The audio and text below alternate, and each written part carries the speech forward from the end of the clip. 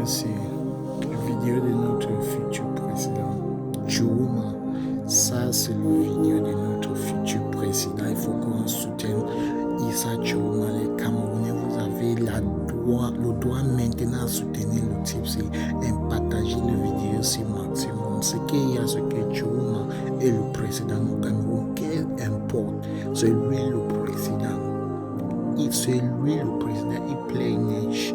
C'est lui, on ne reconnaît pas bien, on ne reconnaît pas Ferdinand, on ne reconnaît pas Chantal bien, on ne reconnaît pas Vondo à lui. Regardez alors ensemble.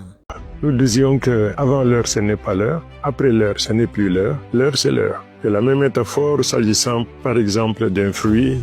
Lorsqu'un fruit est vert, vous le mangez, il risque de vous tuer. Et lorsqu'il est pourri, vous le mangez, vous encourez le même risque. En revanche, quand il est mûr et que toutes ses vertus sont réunies, vous le mangez, il vous nourrit. S'agissant maintenant, pour revenir à votre question, s'agissant du timing, tout au long de son règne, il est arrivé que le président de la République dise, avant de partir, avant de passer la main à une nouvelle génération, je dois prendre toutes les dispositions pour que le Cameroun que je vais leur remettre soit au moins égal à celui que moi-même j'ai hérité. Et le même chef de l'État, à plusieurs de ses sorties, il annonce aussi longtemps qu'il y aura un seul Camerounais qui ne soit pas en mesure de manger à sa faim, de se soigner, d'éduquer ses enfants, nous n'aurons pas fini notre travail. Toutefois, et dans plusieurs de ses déclarations, il dénonce les délinquants à col blanc, ceux-là qui, sans égard à la nation, détroussent, détournent massivement. Ces délinquants à col blanc doivent cesser de porter atteinte ou préjudice à la fortune publique. Ces délinquants rendront gorge. Le président de la République l'a dit une fois, l'a dit deux fois. À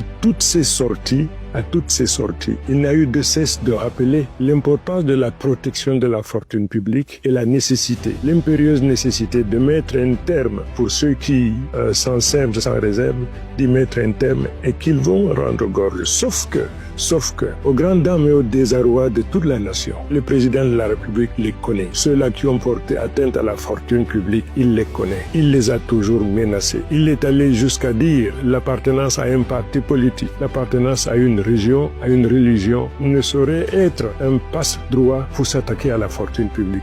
Donc le président de la République sait tout ça. Et pour protéger la fortune publique, il a mis en place le TSC, il a mis le contrôle supérieur de l'État, il a mis la CONAC, il a mis la NIF, toutes ces institutions qu'il a mises en place, qui témoignent aussi de sa volonté de vouloir protéger la fortune publique. Toutes ces institutions sont là. Malheureusement, le chef de l'État sait quels sont ceux qui ont porté atteinte à la fortune publique. Il ne fait absolument rien pour mettre terme à cette situation. Malheureusement, notre économie en pâtit. Donc, le président de la République, qui est parfaitement au courant de l'évolution de ce que l'économie de notre nation va à volo et qu'il ne manifeste pas l'intention d'y mettre un terme, je me suis trouvé donc dans l'obligation de prendre la décision qui consiste donc à mettre un terme à ma participation au gouvernement. Parce qu'une fois de plus, quand bien même on aurait ajouté pas seulement 7 ans, 10 ans, notre jeunesse, qui est le gage de la continuité et de la relève générationnelle,